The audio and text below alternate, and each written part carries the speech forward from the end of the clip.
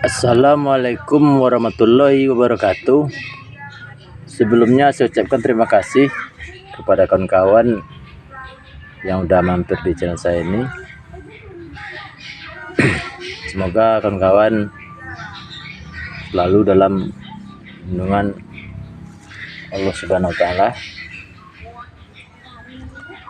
Oke kawan-kawan, satu hari yang lalu ada kawan-kawan bertanya di kolom komentar channel saya ini. Jadi yang dia tanyakan itu adalah, apakah nanti Bang tidak berpengaruh terhadap rasanya, katanya. Jadi dia bertanya itu di video yang berjudul apakah memperbanyak bibit dari bibit itu boleh.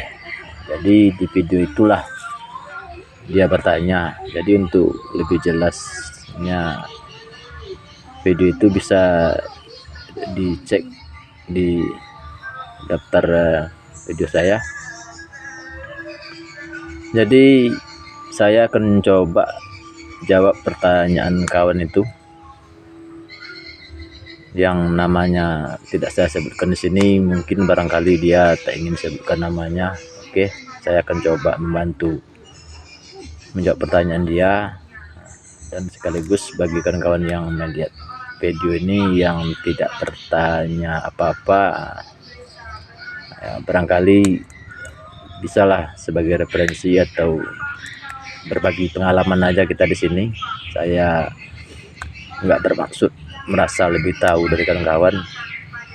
Saya bermaksud hanya berbagi aja. Oke. Pertanyaan kawan itu tadi saya ulang, apakah berpengaruh terhadap rasanya? Katakan kawan itu. Yang dia katakan itu berpengaruh terhadap rasanya itu adalah di saat video yang tadi itu tuh dia bertanya memperbanyak bibit dari bibit yang belum pernah berbuah. Nah, ini kan bibit yang belum berbuah, bibit masih kecil.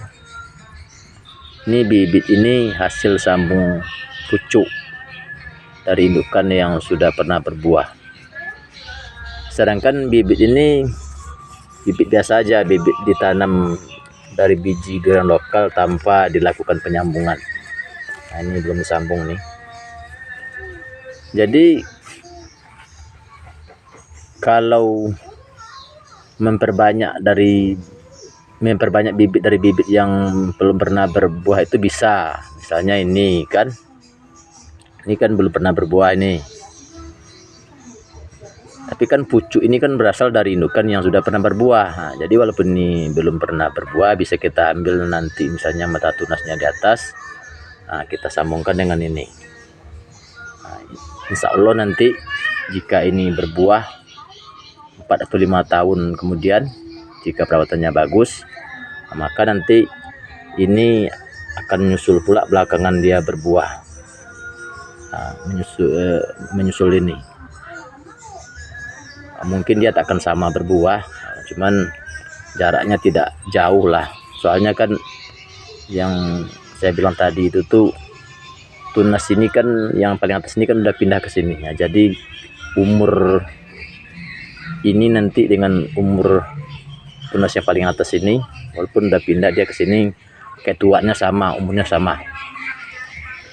Jadi yang ditanyakan kawan itu tuh apakah berpengaruh terhadap rasanya, katanya. Nah, jadi ini pertanyaan bagus juga, ini pertanyaan menarik juga untuk diulas. Nah, dan saya akan coba mengulas sejauh mana yang saya tahu.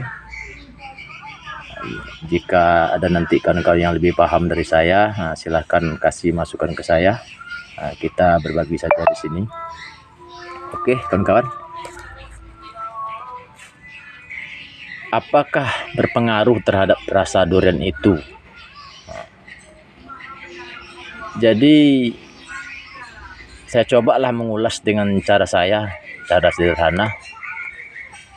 karena saya orang Minang, jadi bahasa Indonesia saya itu kurang pasif lah, atau susunan kata-katanya itu kurang tepat lah. Tapi sekali lagi saya mohon maaf, mungkin itulah kekurangan saya. Tapi tidak semua orang Minang yang seperti itu, mungkin saya aja lah yang agak susah sedikit berbahasa Indonesia ini. Oke, saya coba ulas dengan cara sederhana, cara berandai-andai. Jadi, nah gini kan, apakah nanti rasanya berubah katanya. Nah, jadi, saya contohkanlah misalnya gini. Misalnya kawan-kawan punya batang durian 2 batang, misalnya, tapi bukan ini ya. Misalnya kita anggaplah kawan-kawan tuh punya batang durian itu yang udah besar, yang udah tinggi. Jadi kawan-kawan punya misalnya batang durian itu 2 batang. Kita contohkanlah dulu, misalnya yang satu misalnya musangking, yang satu lagi misalnya bawor. Anggaplah durian teman-teman ini udah produktif, udah sering berbuah. Kita andai-andai aja lah, misalnya kita kira-kira aja misalnya umurnya lebih kurang 10 tahun lah, mungkin udah berbuah beberapa kali. Nah, jadi nanti misalnya kan tadi itu kan kita contohkan ada 2, musangking 1, bawor 1. Kemudian nanti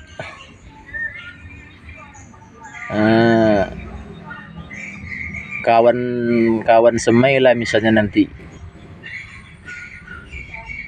biji durian lokal. Misalnya kalian misalnya kawan-kawan semai lah misalnya biji durian lokal, misalnya 1 biji 1 batang. Setelah kawan semai nanti misalnya biji durian lokal itu 1 batang, setelah di ketinggian misalnya nanti ketinggian segini lah misalnya, kemudian biji durian lokal yang udah setinggi ini nanti misalnya kawan-kawan sambung pucukkan dengan pucuk musangking yang milik kawan-kawan itu. Misalnya kawan-kawan sambung dengan pucuk musangking. Jadi nanti setelah dia siap disambung, setelah berumur beberapa bulan, kita anggaplah dia misalnya udah seperti ini. Kita anggaplah ini musangking, padahal ini bukan musangking, ini bawor ini, cuman lantaran terlalu subur daunnya agak lebar, tapi ciri daunnya tetap nampak opal ini. Nah, misalnya kita anggaplah ini musangking. Ini batang bawahnya durian lokal. Kita sambung dengan pucuk musangking. Pucuk musangking punya kawan yang udah berbuah tadi. Kemudian ini misalnya kawan semai lagi biji durian, tapi ini misalnya biji durian bawor. Kan saya ceritakan tadi kawan-kawan misalnya punya durian yang berumur 10 tahun, misalnya ada 2 batang, ada bawor 1, ada musangking 1. Jadi nanti musangking itu kawan-kawan berbanyak melalui sambung pucuk. Misalnya ini udah siap disambung nih, misalnya ini pucuk musangking misalnya. Kemudian untuk bawor sendiri misalnya kawan berbanyak misalnya dari biji, tidak disambung pucuk. Ini anggaplah biji durian bawor, kan. Jadi nanti yang 2 ini berarti ini musangking yang hasil sambung pucuk, ini bawor yang ditanam dari biji. Ini andai-andai aja. Kita anggap aja lah bawor ini ditanam dari biji. Kemudian nanti beberapa bulan kemudian, di saat kayak ketinggian bibit ini, kayak kedua bibit ini nanti kira-kira udah mencapai tinggi 1 meter atau 1 meter kurang misalnya, akan tanamlah di lahan, misalnya kan tanam di lahan. Jadi yang namanya kita tanam di lahan kan otomatis ini yang lebih cepat berbuah kan, karena ini bisa mempucuk. Ini dari biji. Yang kita bahas di sini bukan cepat atau lambatnya, ini nanti yang kita bahas. Yang kita mau bahas itu kan pertanyaan kawan itu tadi, apakah berubah rasanya? Nah, kan seperti itu. Jadi nanti selang berganti bulan, berganti tahun, misalnya ini udah berumur 4 tahun 5 tahun dia ini udah berbuah, nah, tapi ini belum. Kemudian nanti selang 10 sampai 15 tahun, nah, atau 20 tahun kemudian, nah, ini udah berbuah misalnya. Nah, ini udah berbuah dia. Nah, sedangkan ini misalnya udah berbuah entah beberapa, misalnya udah sering lah dia berbuah kan, lantaran cepat dia berbuah kan, lantaran dia bisa mempucuk makanya cepat dia berbuah. Ini misalnya udah 20 tahun kemudian dia udah berbuah misalnya 2 kali musim. Jadi kesimpulan, jadi istilahnya ini berarti ini kita anggaplah nih durian ini udah besar, udah berumur ini 20-an tahun, ini udah bisa mempucuk. Tapi ini tidak bisa mempucuk, umurnya juga misalnya 20 tahunan juga. Nah, ini udah berbuah sering kali, ini nanti baru berbuah beberapa kali. Jadi yang kita bahas di sini kan rasanya. Jadi kalau untuk rasa ini kan kita anggap tadi ini musangking, tapi sebenarnya ini bibit bawor ini. Kalau untuk rasanya ini musangking ini nanti rasanya ini insya Allah itu sama dengan indukan yang saya andai-andaikan dari awal tadi kan, kawan-kawan tadi saya andai-andaikan misalnya punya durian bawor durian bawor dan musangking udah berumur 10 tahun. Jadi nanti ini akan sama dia nanti dengan pohon indukannya. Soal rasanya sama, buahnya, bentuk buahnya sama, warna buahnya sama, warna dagingnya sama, semuanya sama. Cuman terkadang rasa durian itu kadang berubah di waktu tertentu karena beberapa faktor kan kawan. Kadang ada karena musim hujan, kadang ada karena kekurangan kalium atau kekurangan unsur nutrisi makanan lah, misalnya kekurangan unsur fosfat, kekurangan unsur kalium. Jadi mungkin itulah akan berubah rasanya mungkin. Tapi kalau untuk bentuknya, misalnya ini musangking ini misalnya cirinya bijinya kempet, sama semuanya, bentuk buahnya, bentuk daging buahnya, ketebalan buahnya, sama nih. Cuman kalau untuk rasanya itu mungkin tergantung cuaca lah, atau tergantung nutrisi pupuk yang kita kasih untuk tanaman ini nih. Tapi kalau ini misalnya ini asalnya tadi misalnya bawor kan, yang disemai dari biji tanpa dilakukan persambungan pucuk, misalnya ini indukannya bawor ditanam dari biji. Tapi kalau yang ditanam dari biji ini dia tidak akan sama nanti dengan pohon indukannya, karena untuk tetap menjaga kualitas buah durian itu sendiri tetap seperti indukannya, caranya dengan melakukan sambung pucuk. Tapi kalau caranya dengan memperbanyak menyemai bijinya, jadi ini nanti rasanya, istilahnya bentuk buahnya akan berubah, mungkin rasanya juga akan berubah. Jadi yang saya bilang berubah di sini bukannya berarti lebih buruk, bukan. Yang saya bilang berubah di sini, misalnya ini dia indukannya dulu berumur 10 tahun. Misalnya udah berbuah, jadi buahnya kita semai dari biji. Nah, ini 20 tahun kemudian ini berbuah lagi.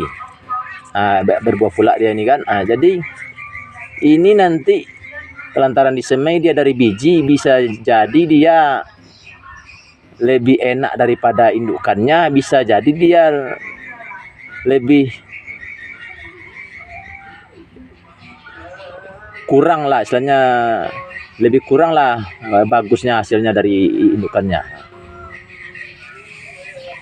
Jadi kalau untuk rasa durian itu sendiri manis atau kadang buahnya keras itu manis atau hambarnya atau buahnya keras itu ataupun mengkal itu tergantung cuaca lah gitu kan kawan. Yang pertama tergantung cuaca, yang kedua tergantung unsur hara yang kita asupi untuk tanaman durian itu sendiri.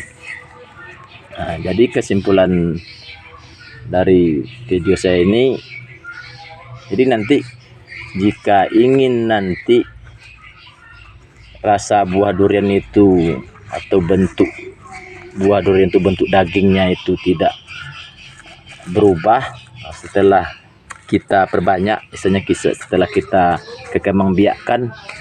Jadi caranya ya dengan menyambung pucuk atau mestek atau sambung sisip. Tapi kalau dengan cara nanti memperbanyak dengan menyemai bijinya, itu nanti akan berubah kualitasnya, bisa jadi dia lebih baik dari indukannya, bisa jadi dia lebih buruk. Jadi itulah makanya orang-orang di bagian tanaman itu, di balai pertanian itu, bibit dan buah itu, makanya untuk mempertahankan kualitas buah indukannya itu nanti setelah diperbanyak agar tetap terjaga. Jadi itulah makanya disambung dengan cara menyambung pucuk. Istilahnya maksud saya diperbanyak dengan cara menyambung pucuk. Jadi jarangnya orang melakukan memperbanyak melalui biji, khusus istilahnya jarangnya orang melakukan memperbanyak melalui biji ya. Tapi kalau zaman dulu ya, kalau zaman dulu kan ilmu pertanian ini kan belum ditemukan orang ya. Kebanyakan zaman dulu iyalah orang memperbanyak durian itu dari biji. Jadi itulah kawan-kawan,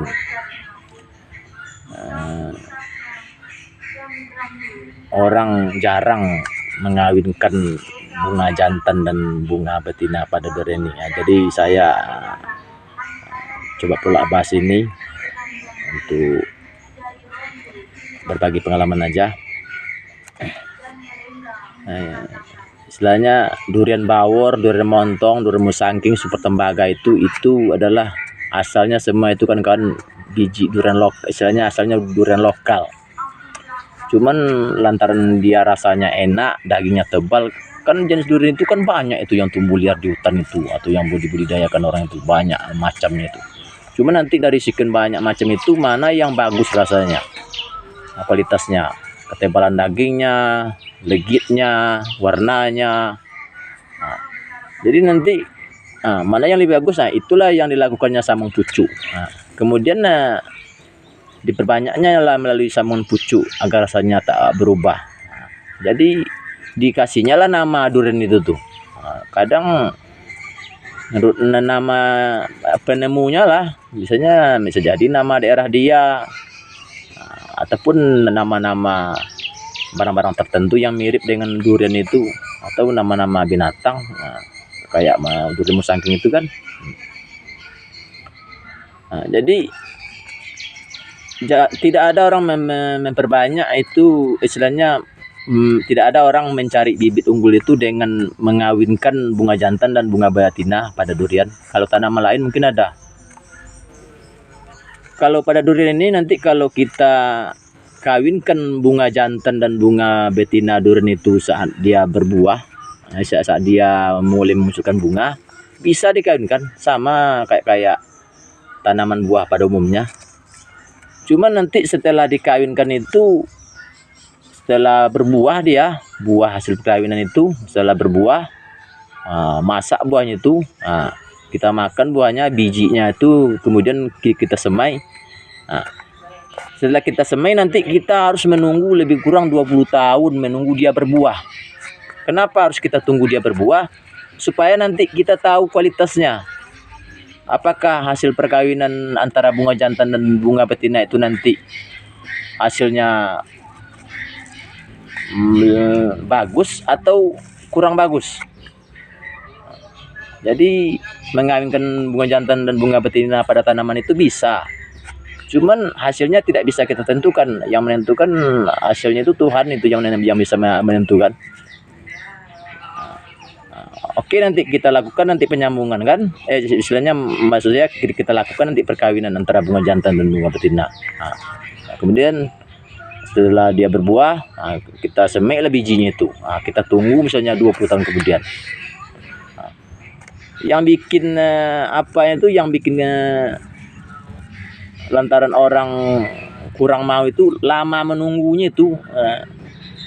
Misalnya lama nanti baru tahu hasilnya. Ya kalau memang nanti hasilnya bagus, lama pun menunggu tak apa-apa lah, kita tunggu juga lah. Ini nanti udah lama menunggu, nanti sekitar 20 tahun durian itu berbuah, tapi nanti rasanya nggak enak kan, sia-sia aja penantian itu tuh. Tapi kalau pada tanaman selain durian yang cepat berbuah, misalnya pisang. Kalau pisang ya, misalnya nanti ada nanti 2 pokok pisang yang jenisnya berbeda, dikawinkan misalnya nanti bunga jantan dan bunga betinanya tuh. Paling nggak lama nunggu. Misalnya nanti setelah dikawinkan, kemudian pisang tuh berbuah, misalnya kita tunggu sampai panen misalnya nanti 3 bulan. Oke lah 4 bulan. 4 bulan. Setelah 4 bulan nanti ada bijinya di dalam kan. Biji pisang hasil perkawinan itu bijinya itu biasanya orang balai pertanian itu yang bisa menyemainya di laboratorium. Setelah nanti disemai di laboratorium, 6 bulan kemudian nanti misalnya udah bisa ditanam. Jadi pisang hasil kawin silang itu bibit awalnya itu dari biji itu, bukan dari bonggol. Jadi nanti menunggu setelah dia dikawinkan kan, sampai dia berbuah, sampai ditebang misalnya 4 bulan. Setelah 4 bulan nanti semai biji hasil perkawinan itu, misalnya butuh waktu 6 bulan, berarti udah 10 bulan. Udah 10 bulan kemudian ditanam di lahan. Taruhlah nanti memakan waktulah setahun kita bikin, berarti udah setahun 10 bulan. Atau kita genapkan aja lah 2 tahun. Jadi nanti bagi orang-orang yang di balai pertanian itu, orang-orang yang ahli pertanian itu, makanya dia mau mengawinkan tanaman pisang itu untuk mencari varietas unggul, karena untuk menentukan hasil perkawinan dia itu nanti cuma butuh waktu lebih kurang 2 tahun. Jadi setelah 2 tahunan dia nanti kan pisang itu, jika pisang itu berbuah, udah bisa dipanen, dicoba rasanya itu. Kalau memang rasanya nanti hasil perkawinannya itu enak, berkualitas, tahan penyakit layu misalnya, kelebihannya ya istilahnya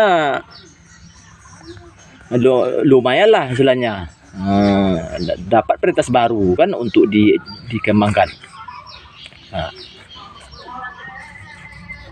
Tapi nanti jika hasilnya kurang bagus, perkawinan bunga jantan dan bunga betina pisang tuh nanti setelah 2 tahun nanti hasilnya kurang bagus, ya tidak apa-apa, nunggunya cuma 2 tahun ya kan. Dan jika hasilnya nanti kurang bagus, ya tidak jadi dikembangkan secara masif. Jadi itulah kawan-kawan, jika ada pengulasan saya ini yang terkesan kasar atau menggurui, saya mohon maaf. Jadi jika ada kritik dan saran, silakan berkomentar di bawah ini. Dan satu lagi, kepada kawan yang bertanya kepada saya tempo hari, yang menanyakan apakah nanti rasa durian itu berubah. Semoga nanti dengan ulasan saya ini bisa menjawab pertanyaan dia itu. Oke kawan-kawan, terima kasih atas perhatian, mohon maaf atas segala kekurangan. Assalamualaikum warahmatullahi wabarakatuh.